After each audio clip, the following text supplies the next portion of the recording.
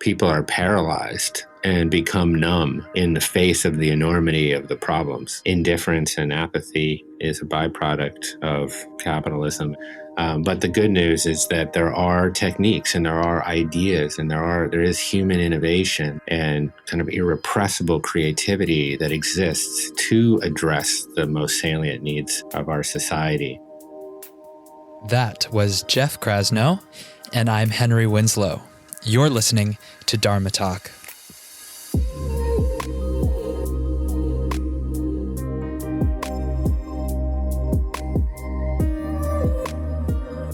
Dharma Talkers, thank you for checking out the show. I appreciate you being here as always. If you're listening to this on the day it's released, it's now the second week of January 2020. How are you doing on those New Year's resolutions? If this is the year you want to get consistent with your daily yoga practice, or you are looking to go deeper into your sadhana, come give Henry Yoga app a try. This is my consciously designed 40-day, 40 minutes daily program of hatha vinyasa classes and skill-building workshops. You can get the first 2 classes free at henryyoga.com. All right, it's a new year, a new decade, and potentially a fresh start, not just for each of us at an individual level, but also for our society as a collective, for humanity at large. And that's a good thing, because let's be honest, we're in kind of a dark place right now. Our planet is being exploited to unprecedented levels. Income disparity in the US is at an all-time high. And the powers that be have no desire to disrupt the crony capitalist system that's sending us down this death spiral to destruction. The solution? Well, my guest this week says it comes down to integrating universal principles, truths, values back into our society. We're living in a valueless system, and the problems at hand are not economic nor political in nature. They're spiritual. And he believes it can only be the power of community that will usher us into a new era of societal transformation and well-being. Now let me take this opportunity to thank my gracious sponsor. This episode is brought to you in part by Yoga East Austin. The last 2 weeks, you may have heard me mention how excited I am about a 3-day immersion with Benjamin Sears happening down in my old yoga spot in Austin, Texas. My friends at Yoga East Austin recently started tagging these types of events as, quote, higher education, simply because they are presented by masterful and incredible teachers, usually with at least a decade of teaching experience. What I admire most about these events is that the entire teaching staff at Yoga East Austin jumps in, eager to learn and lead their students by example, which in turn creates an environment that elevates continued yoga education to the highest priority. Teachers out there listening, we all learn from somebody, right? Each of these higher education events represents the culmination of learning from traditional and modern yogis alike. Teachings that have been passed down from years of practice with legendary teachers, integrated with experimentation and cross-pollination from the ever-evolving modern yoga landscape. The next continued education event for teachers and students of all levels will be offered by my good friend and previous Dharma Talk guest, Benjamin Sears, the founder of Lux Yoga and creator of the Sacred Geometry Vinyasa Yoga System. Ben has been studying and teaching for 13 plus years from far too many yogis to list out now, but also from modern and popular breath and movement modalities, such as Katona Yoga, functional range conditioning, and the Ido Portal and Wim Hof methods. This 3-day intensive on February 7th through 9th will include everything from pranayama and meditation to functional mobility and asana. Plus, I know Tatiana will be there assisting Ben, and she is an incredible mover and yogini with a decade of teaching experience unto herself. Added bonus, East Austin is an amazing place to visit and eat. Whether you're into the best barbecue or a mindful vegan, East Austin offers something for everyone. Yoga East Austin is also conveniently located in a neighborhood with plenty of Airbnbs and restaurants and stores, all within walking distance of the yoga studio. So if you want to learn about your body from someone that has a wealth of knowledge, moving pain-free in an excellent city location, I might add, this training immersion is for you. Check out yogaeastaustin.com/Benjamin for more info on this 3-day weekend event happening February 7th through 9th in Austin, Texas. Do not miss out. And use promo code HenryWins at checkout to save 15%. This episode is brought to you in part by 10,000, purveyors of my favorite practice shorts. GQ calls them, quote, the answer to the over-neoned, hyped, and played-out workout gear, end quote. And these guys pride themselves on the simplicity and comfort of their products, two features I look for in all my clothing, on or off the mat. My favorite style is the Session short, which is the lightest and most minimalist of the catalog. There's a lot of integrity that goes into these shorts. You can really tell. We're talking exceptionally high quality construction, which makes for a lightweight yet durable pair of shorts. And the integrity doesn't stop at the product. The brand ethos really resonates with me too. 10,000 stands for a commitment to the daily practice of self-improvement and the constant pursuit to be just a little better than yesterday. Men, give these shorts a try, and I promise you will not be disappointed. Women, they make a great gift, just saying. So grab a pair or a few at henrywins.com/10,000 and use code HenryWins at checkout to get 20% off. Once again, that's henrywins.com/TENTHOUSAND and use code HenryWins to save 20% on your order of any size. Full disclosure, this brand is not a paid sponsor, but I am an affiliate, meaning when you order their products, I'll earn a small commission for sending you their way. So if you'd like to support the show, you can buy one of the items I recommend, and you'll not only receive a high quality product, but also know that you're helping to keep Dharma Talk up and running. As far as other ways to support, please subscribe, rate, and review on Apple Podcasts, which helps more than you know with discoverability. Or make a one-time or recurring donation at henrywins.com/donate. All right, now back to the show. Jeff Krasno, at Jeff Krasno, Krasno, on Instagram, is the founder of Wanderlust, which is a global series of wellness events, and also the CEO and founder of Commune, an online education platform featuring spiritual and wellness-oriented thought leaders.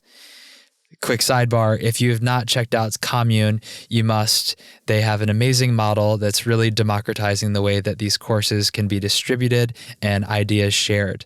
All of the courses are free for a period of time, and only after that, if you'd like to keep them, you're asked to pay. So go check out Commune. Back to Jeff's bio. In all of his work, he focuses on fostering community and connection as a means to heal and transform. Jeff is the author of 2 books and the host of the Commune podcast. Now, if this episode resonates with you, we're touching on some different kind of topics from usual here, then please go to dharmatalk.show and type Jeff in the search bar, Jeff, and you'll find all the notes, highlights with timestamps, and links for this episode, including Jeff's recommended book and his own 2 books. And just a quick reminder, if you're ever looking for something to read and inspire your mind, check out my running list of every book ever recommended on Dharma Talk. Jeff's books, not only the ones that he wrote, but the one he recommends, are all going to be up there. Go to henrywins.com/books and pick one out. Now, without further ado, please enjoy my interview with Jeff Krasno. Jeff Krasno, welcome to Dharma Talk. I'm so happy to have you on here, fellow podcaster and aficionado of many of the things that I'm interested in as well. So how are you? I'm well. Honored to be here, share some time with you, get to know you in front of thousands of people. Okay, well, we always start with the same first question. This will be a great way for me to get to know you. And the question is this: what does the word Dharma mean to you? And what is your Dharma as you understand it today? Yeah, sure. It's an interesting word because it has many meanings and connotations. I suppose for me, I've gravitated toward the notion of it being my righteous path. Um, and I suppose I judge my righteous path on the degree to which I can align my works and actions with my highest spiritual guidelines, sort of regardless of external conditions. And I suppose that's pretty clinical. And I suppose what that means for me is living a life of connectivity, of interdependence, of connection, of fostering connection and community. I couldn't help but notice the conditional clause there at the end, or I don't know if that's the right grammatical term, but regardless of external conditions. Do the external conditions seem to be the challenges that rear their head in that pursuit of aligning your works to spiritual guidelines? I think they most always are. I think for everybody, we're programmed in so many ways to approach life from a place of scarcity and separateness. And that can rear its head in specific circumstances, often quite banal, but sometimes very grandiose and acute. That could pertain to how we think about money, how we think about our own human potential, how we think about God, how we think about our relationship with nature, how we think about our relationship with other people. So I think it's always coming back to the notion that we are not separate, and that life is abundant and not scarce. And that to cultivate that awareness and live in that is not simple. It's not easy, given essentially the external conditions, capitalism, addiction,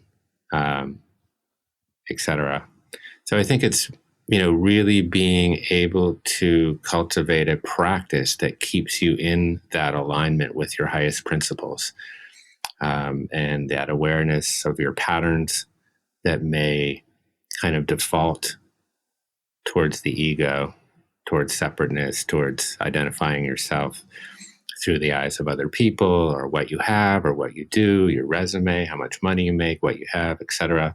That you're separate from other people, you're in competition with other people, you're separate from God or your higher spirit as you understand it. So yeah, I think that those are the conditions of modernity, I guess, and that's what I don't want to say that's what we're up against, but I think that's what we're practicing for, is to recognize that and to continually operate with some form of spiritual moral compass. Mm-hmm. I think there's an idea floating around out there that in order to live a spiritual life, or to maintain some sort of spiritual or moral compass, that we are at odds with capitalism. You mentioned that as being one of these external conditions that can lead us back to this programmed scarcity and away from connection, community. But I see you as someone who has been able to reckon with that balance and find a way to synchronize capitalism with connection and community. As the founder of Wanderlust and also of Commune, these are both, they're businesses, and yet they are bringing people closer together.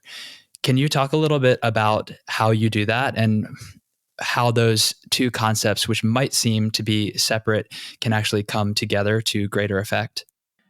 Sure. I'm happy to do that. And I will also say it's something I'm still reckoning with, to be honest. Yeah. And there's some things that over the course of the last 13, 14 years, as I've devoted myself towards, I suppose, fostering community around mindful living and really chasing scale,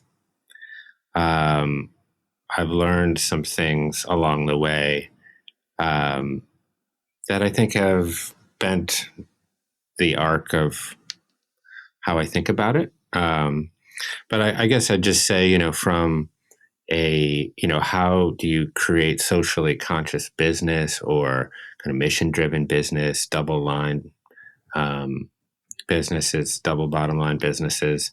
I've always found that if you can essentially align your mission with the profitability of your entity, then you don't create misalignment where you're constantly making sacrifices and compromises. So essentially, if your mission is to bring the ideas and practices of great teachers to 1 billion people, let's say, then the achievement of that mission would also translate to a very, very successful business.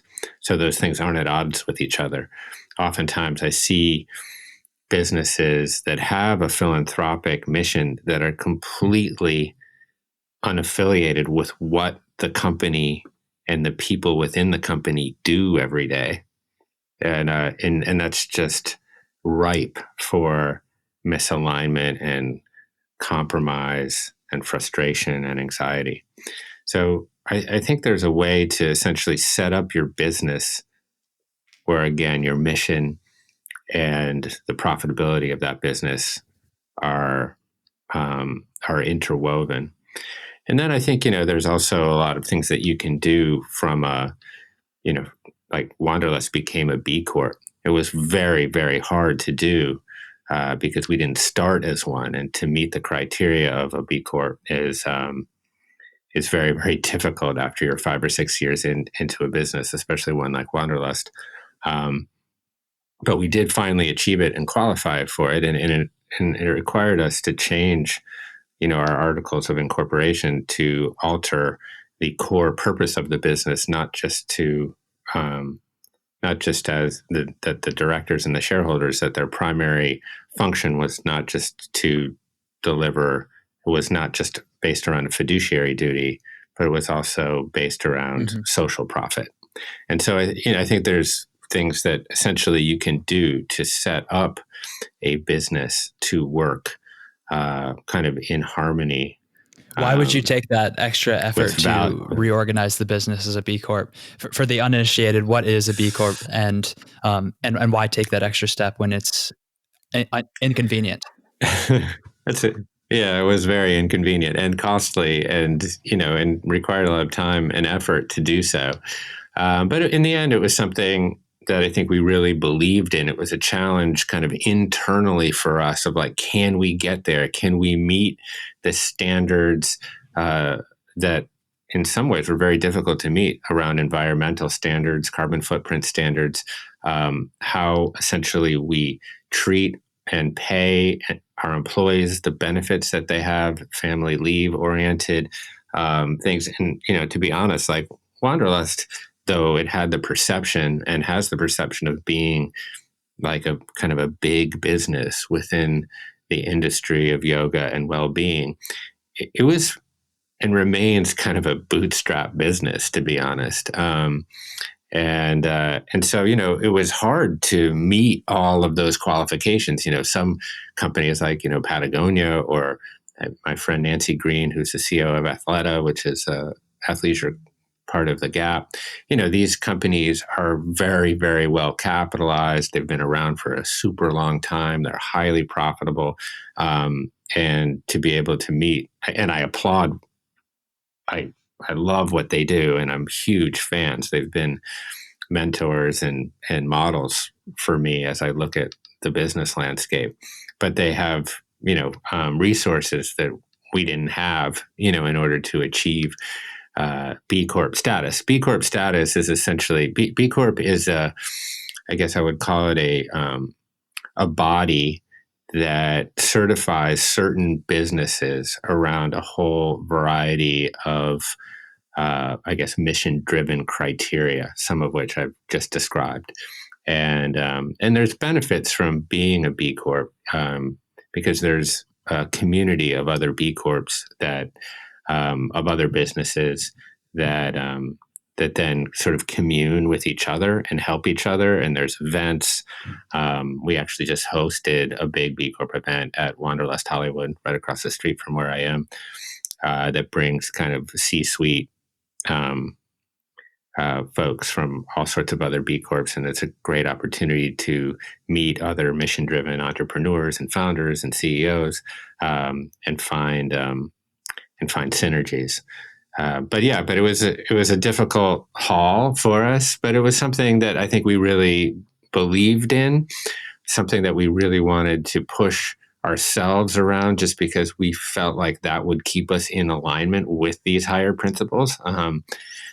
Like I talked about at the beginning, I think you can apply Dharma to a business and not just an individual. And then, I think we wear it as a badge of honor. We don't flout it, but it's like on the website. And I think that means something to, our guest. And I firmly believe more and more every day that people invest in things that they believe in. And I think you see that in the commercial marketplace in general.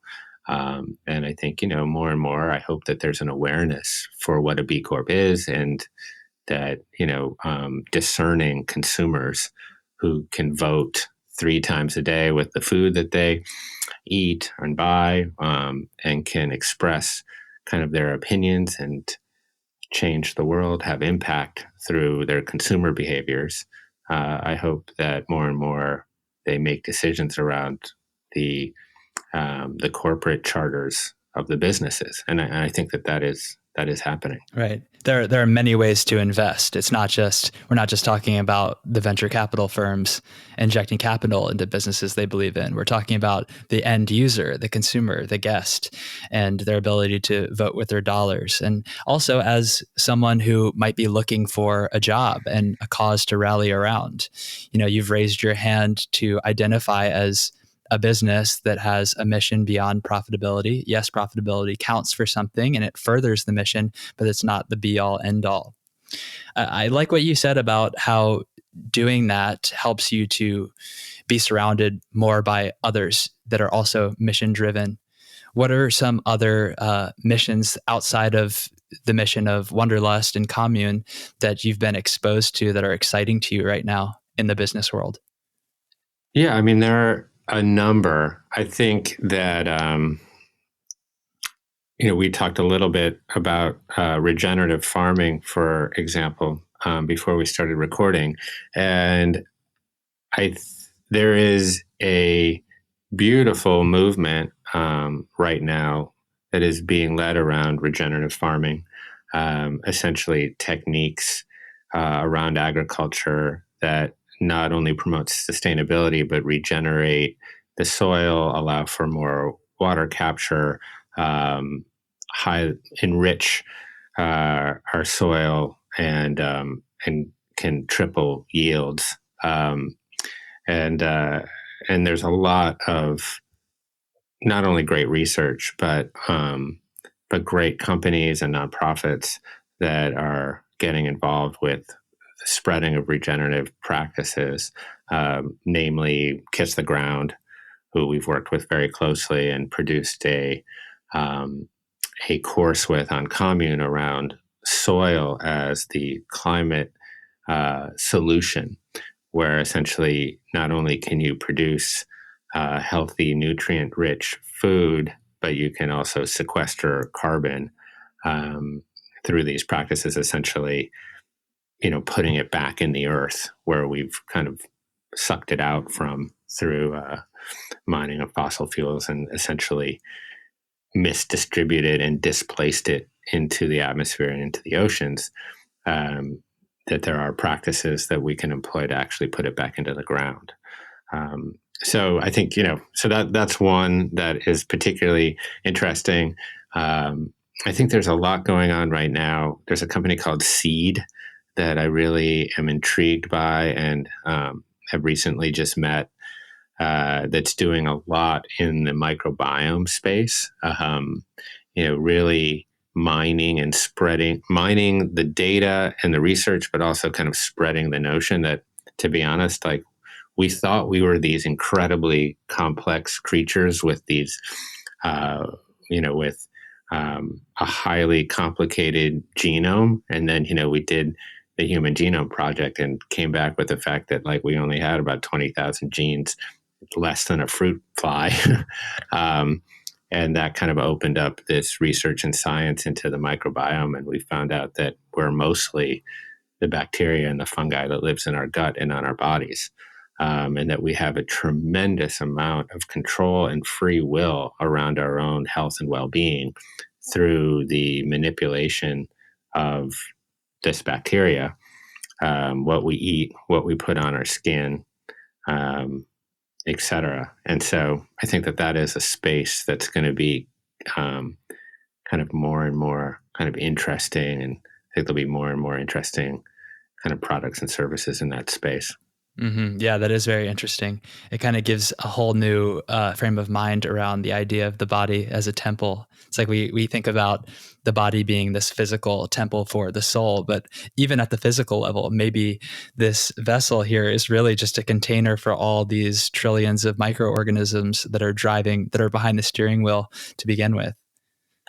Yeah, absolutely. And you talk, I think, we talk about a lot about the notion of oneness, about connectivity, around connection. And then, here we have like this incredible interdependence between these anaerobic microbacteria that live in our gut that are responsible for an increasingly number of things, from our digestion to brain health, to essentially every hormone that's secreted in our body, toward essentially inflammation, that protect us from intestinal permeability, leaky gut, that can cause kind of constant states of inflammation that are linked to essentially every chronic disease.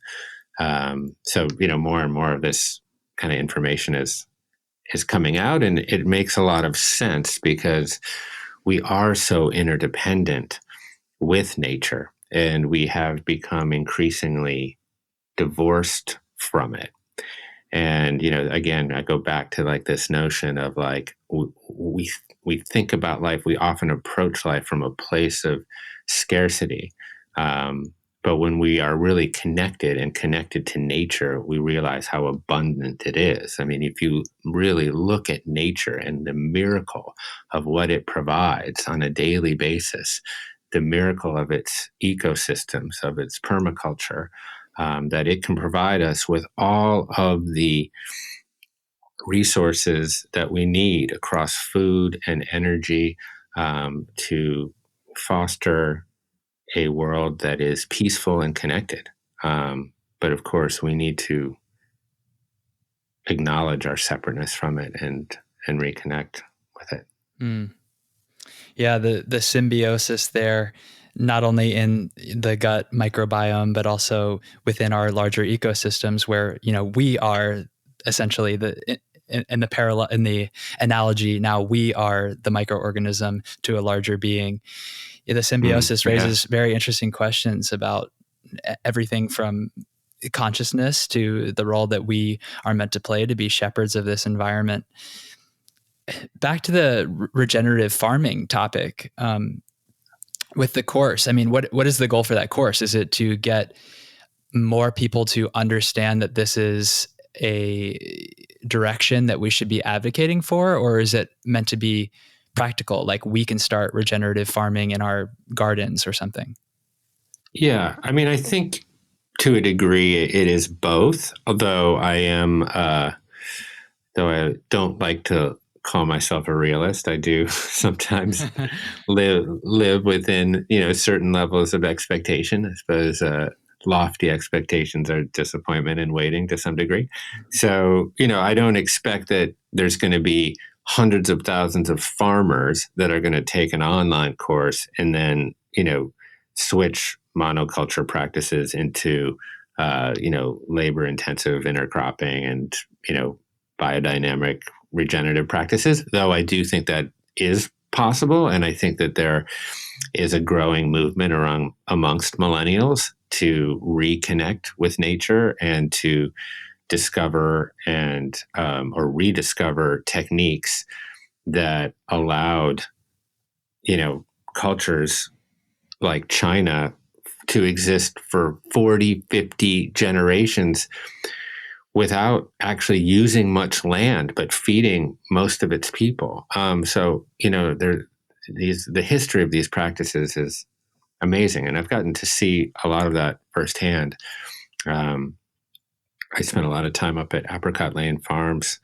That's just north of here in LA, where I live. And they recently had a documentary that came out called The Biggest Little Farm, which I highly encourage everyone watch, around essentially two city folk that go out and buy 200 acres of dust and turn it into the most lush permaculture, biodynamic farming experiment, and all of the tumultuous twos and fros along the way. But essentially, sorry, I went and kind of got off on a tangent there. So you'll have to guide me back.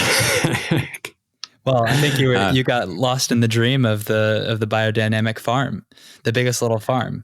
Oh, right. Yeah. So sorry. And then, so the course is to help to some degree, like John Chester, who's the founder of that, but mostly I would say the bigger impact that a course like Soil as a Climate Solution can have, I think, is around advocacy. Yeah.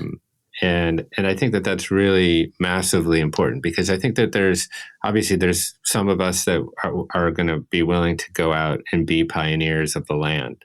But I think more of us can, who are urban and maybe don't have the patience or skill sets for the agrarian life, can also be advocates and spread awareness around the importance of this practice and the importance of consuming ethically and responsibly as it pertains to the practices. But I was amazed, to be honest,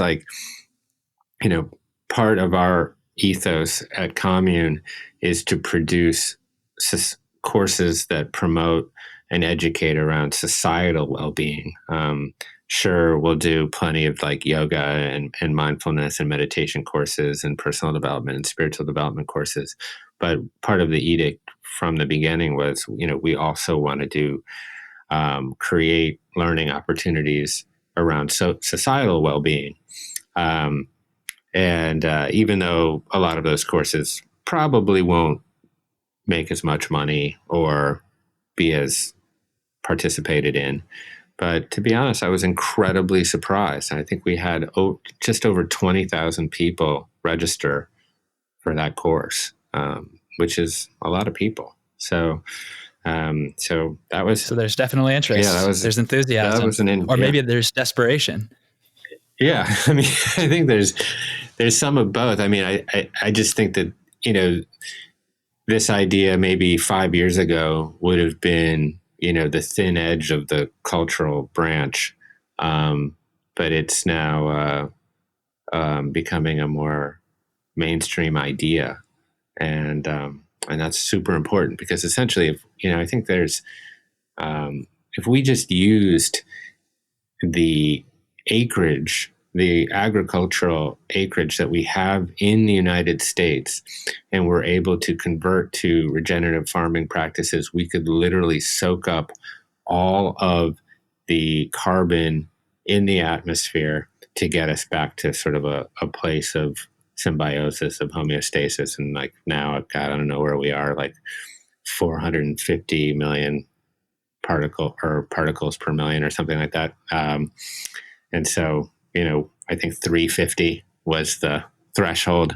So, so we're officially off the charts. We're off the charts, which is, scary and can often, I think the tricky part is that people are paralyzed and become numb in the face of the enormity of the problems. And indifference and apathy is a byproduct of capitalism and its and many of its shortcomings. But the good news is that there are techniques and there are ideas and there is human innovation and kind of irrepressible creativity that exists to address the most salient needs of our society.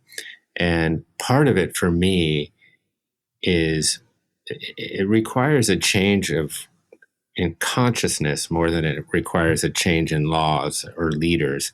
I mean, inevitably it's both, but I think that you're not going to really see a real change in laws or leadership or culture, behavior, human behavior, right work, right action, et cetera, until we have a broader, larger change in consciousness. And for me, it's because which one is more foundational? It's the chicken or the egg. Clearly, the consciousness is the predecessor to our actions and our speech, which will determine our leadership. Yeah, absolutely. And I think, unfortunately, we live in a sort of value neutral society that I could sort of, in best case scenario, describe as relativist, where essentially values and precepts and moral guidelines kind of change through kind of our historical or cultural circumstances. That's the best case scenario right now. Mostly we live in a value-less society because we have essentially eschewed the spiritual principles that once were the guiding precepts of life, that we don't really have any universal, eternal truths by which that governs our behaviors and actions. And, essentially you can trace this back to the rise of Enlightenment-based ideas that sanctified reason and rationality and the scientific method and individualism that essentially led to a culture of separatism and value neutrality. And what we're seeing right now is the natural playing out of those ideas. Now we're getting somewhere. This is getting juicy. Yeah, I mean, this is kind of what's going on in my brain right now. It's like I've just been reading like a German political theorist named Hannah Arendt. I'm not sure if you're familiar with her, or many people are, but essentially she coined the phrase "the banality of evil," which you probably are familiar with. Essentially, the notion that everyday average people are capable of unimaginable, unfathomable horrors.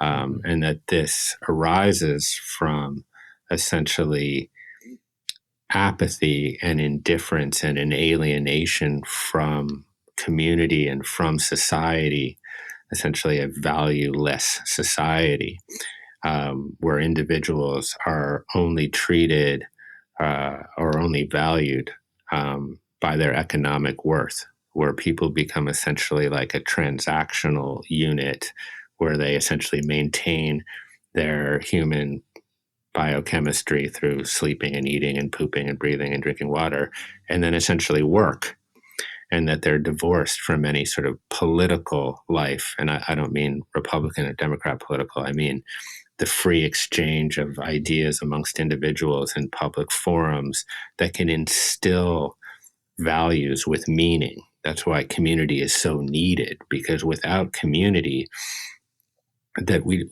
lose that opportunity to have public discourse that then instills whatever eternal values might exist with meaning. So when you essentially create this indifferent, apathetic society, which all it does is work in deference to a wage to then accumulate goods and services that are constantly marketed to you and to your not enoughness, and then promises to sort of salve your discontents and and fulfill your desires through the accumulation of those goods and services, that then you essentially become what she called economic man, essentially a person without values, a person without community, without identity, that you're craving belonging.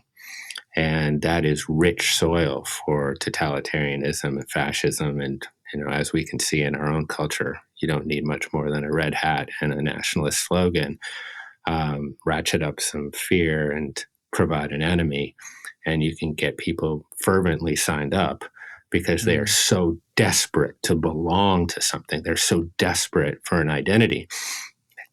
And Hannah Arendt specifically is talking about Adolf Eichmann, who was essentially an incredibly unremarkable human being from an intellectual perspective, spoke very simply, was not particularly smart, and oddly had no racist proclivities, but essentially in quest for belonging, for identity, and for honestly career promotion, became the biggest mass murderer in history.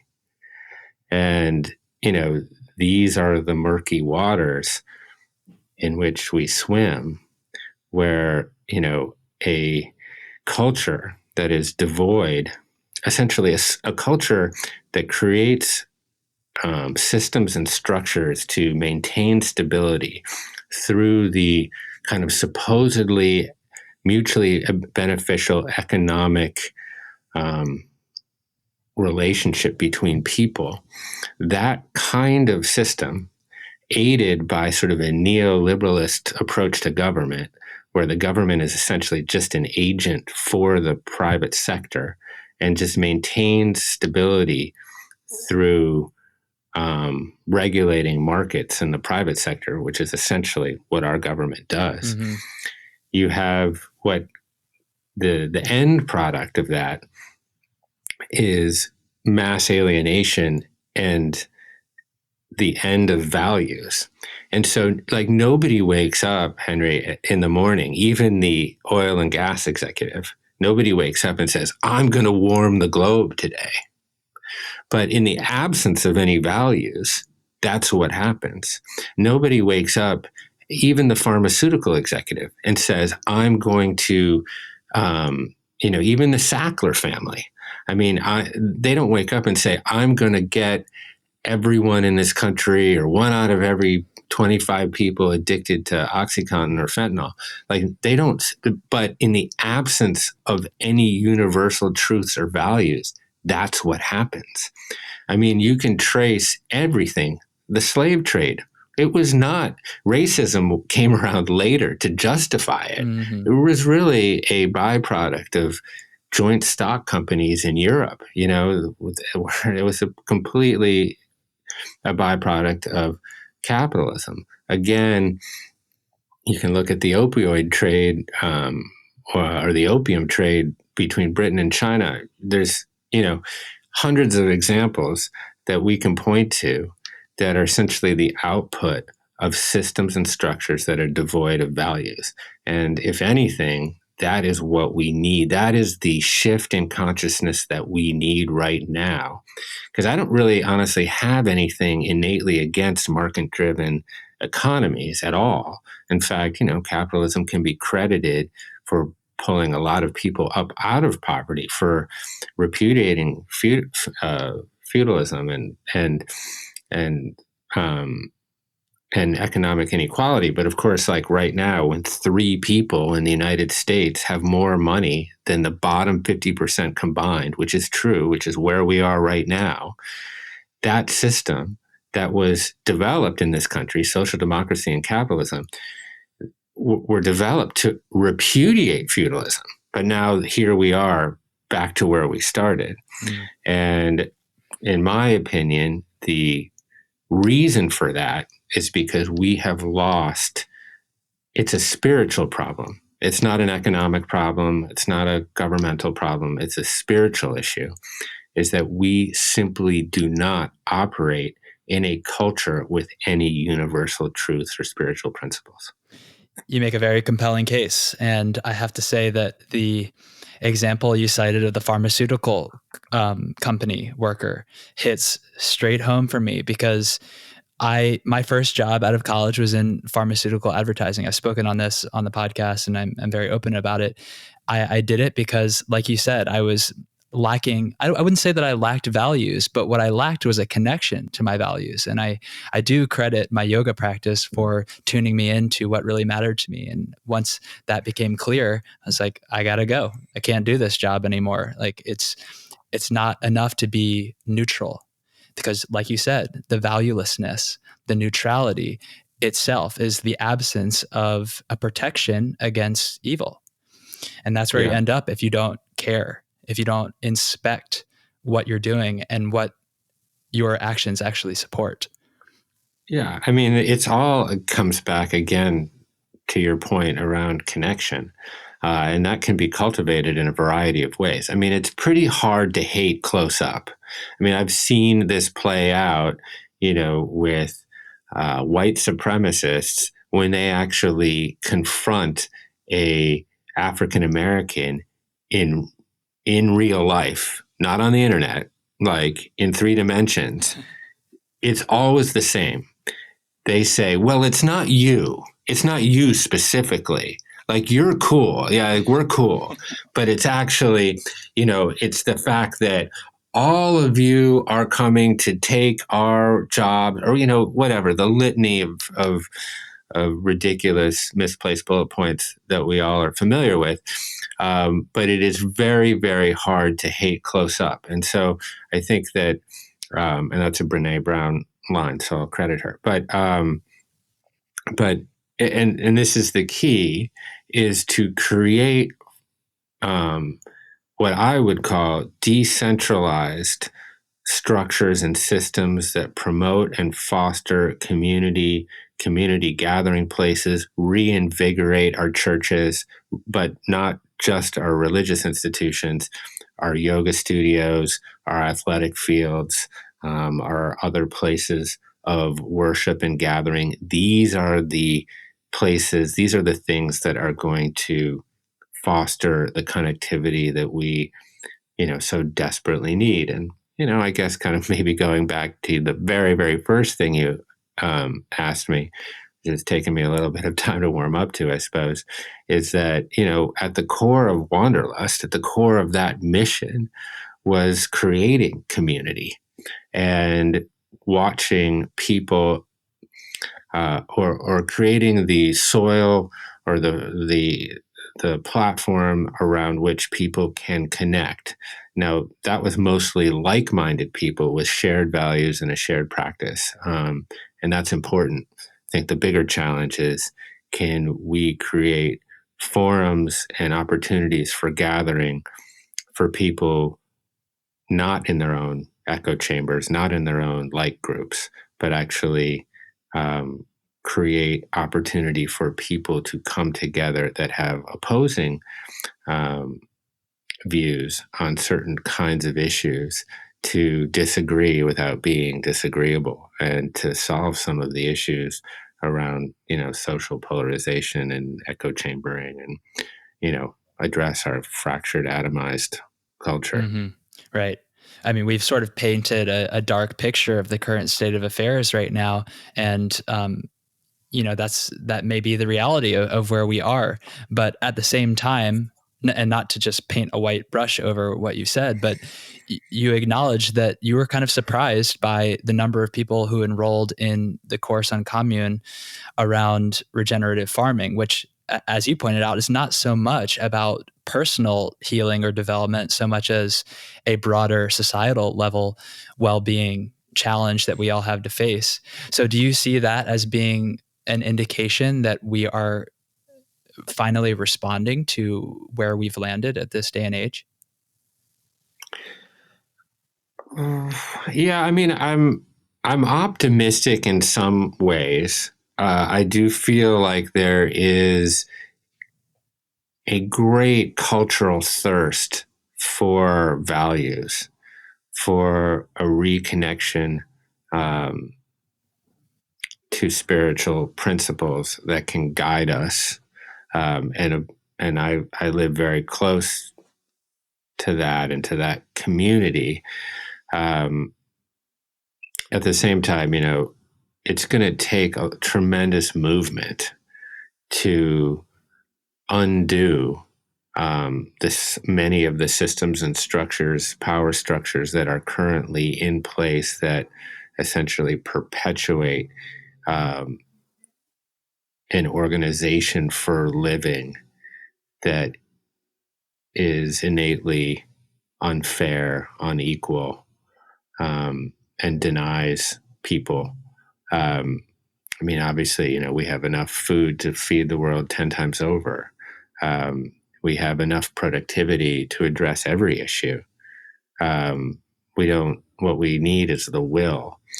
And, I think this movement is going to require a very, very strong and honed message and some very, very powerful leaders, because it's going to have to arise. It's going to have to sprout and grow from the bottom up, like all great movements do. And it's going to require some inconvenience. It's going to require some sacrifice.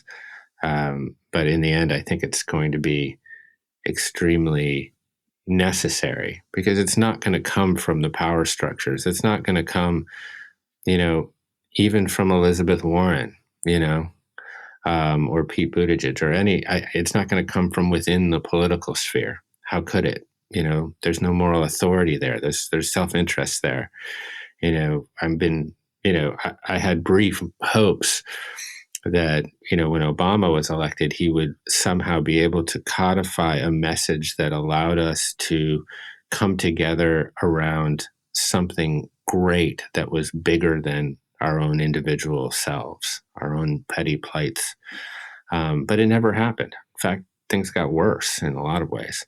And so, I do look for leadership, and that can be, decentralized in some ways. I love the models of distributed leadership, but there does need to be a centralized, message and mission, and we're going to have to.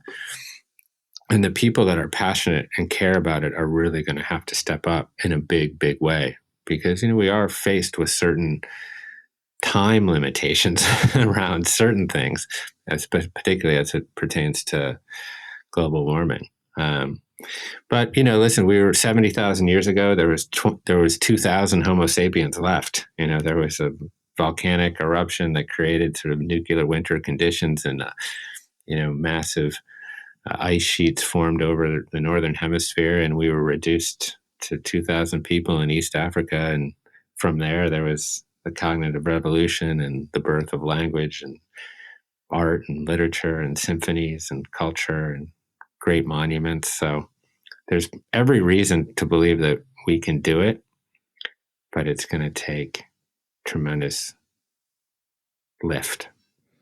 And maybe a close to mass extinction before we change our ways. Who knows? Yeah, we are very crisis oriented as a species. I was rereading a little piece of writing that I love very much by the singer-songwriter Portia Nelson, who at a workshop was asked to write her life story in 5 chapters. And it's called There's a Hole in the Sidewalk. And I won't recite the whole thing for you here. But essentially, we need to take another street. We can't fall in the hole over and over again. We need to be able to take a personal, what I would apply in some level the 12-step program to society, that we essentially need to acknowledge there's a problem, that there's hope for change, and take an inventory of our works and actions and make amends. That is the only way we're going to be able to, I think, move forward, as a species with 8 billion people and limited resources. Well, I know how I feel about this question I'm about to ask you, but since this is Dharma talk, I can't let you go without asking you, what role do you think yoga and a yoga practice can play in moving us toward a more value-driven society and a more collective communal society? Yeah, well, it's just baked into the whole practice, this notion of yoking, of union. Many of the yogis will argue that Christ was a yogi because he said, my yoke is easy and my burden is light. Essentially, what Jesus was talking about, or what every spiritual prophet and poet and sage and mystic, from the Buddha to Muhammad to Jesus, they're all talking about connection and union. I think union with your higher self and union with others. My personal belief is that yoga provides us with a portal to understanding what is real. Kind of what Muktananda described as what is real. That which is real never changes. What exists outside of space and time, of location and form. What are these things that are infinite, that have no beginning and have no end? And we access that through our limited ability, our limited sensory ability. We have a very hard time perceiving that objective fundamental nature of reality, essentially things that exist without our ability to perceive them, that are infinite. And the breath and silence can give us a portal into those, a glimpse into the true form of things, not the shadow of things, and connect us and give us a greater sense for that invisible thread that does connect us all. So this is obviously an incredibly, powerful practice, but obviously it gets very defined as, in the Western world, as asana. But I think the yoga that I'm talking about, that's going to connect us to each other and to our highest principles, can be found in every spiritual tradition, because it's a different mask but the same face. That we are not separate from God, we are God, and we are not separate from nature, but we're a part of it. And I think yoga allows us to reconnect with that simple idea. Beautifully put. I think that is the perfect spot to start to finish off this interview. Every episode of Dharma Talk ends with a rapid fire round of questions, which I call the Prana Round. It's a little bit lighter.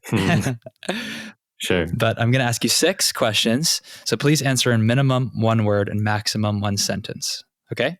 I'll do my best. All right. In 1 word, why do you practice yoga? To connect. What's your favorite yoga pose and why?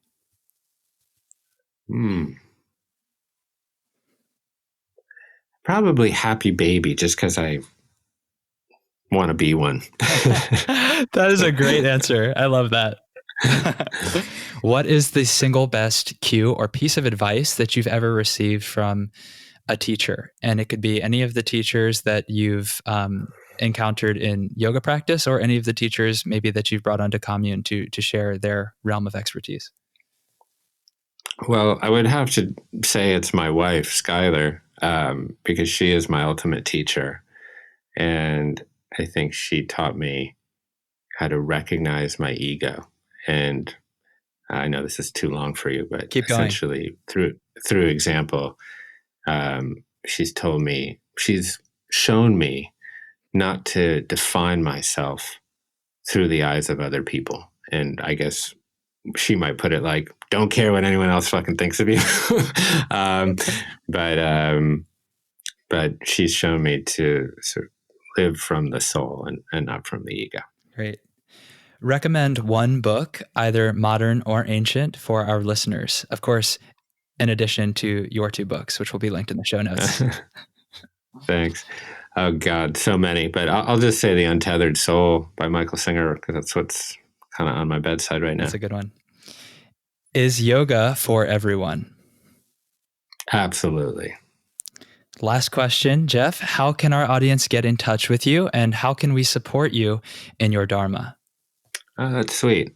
I'm actually very open to anyone emailing me at jeffk@onecommune.com. I love getting people's thoughts and impressions on things, and I read them all and respond to most of them. So feel free to reach out directly to me. I do have a podcast, and I talk a lot about these issues that we've talked about today and interview some great people. So that's a great way to support. And, we offer amazing courses with all my heroes and on the Commune platform, and they're all free for a certain period of time. I want to really democratize access to these teachings. And I think the best way to do that is just to not put any sort of financial barrier for people to be able to enjoy them. And so, I urge everyone to sign up for a course on the platform, and I think you can find something in there for you and your growth. I love what you're doing with Commune, the podcast and the online education platform. And I think that model is so cool. You're really practicing what you preach in terms of getting people connected and removing the barriers. I did the Wim Hof course a month or 2 ago, and it was so cool. The content is really high quality, and yeah, you have not sacrificed anything by making it free for a time. So props to you and the team. Love what you're doing. I'll definitely keep watching out for exciting new courses coming out soon. Well, thank you, Henry. You're very well spoken and you're a beautiful person. So thank you for taking the time today. Appreciate it. Thank you. And we'll talk soon. Have a great day. Okay. You too.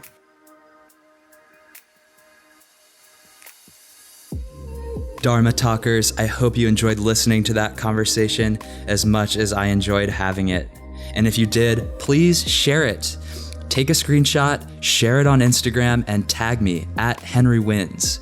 I love hearing from you about the conversations that make an impact for you. We have the ability to shape the world through our thoughts, words, and conversation. So let's influence the collective consciousness together.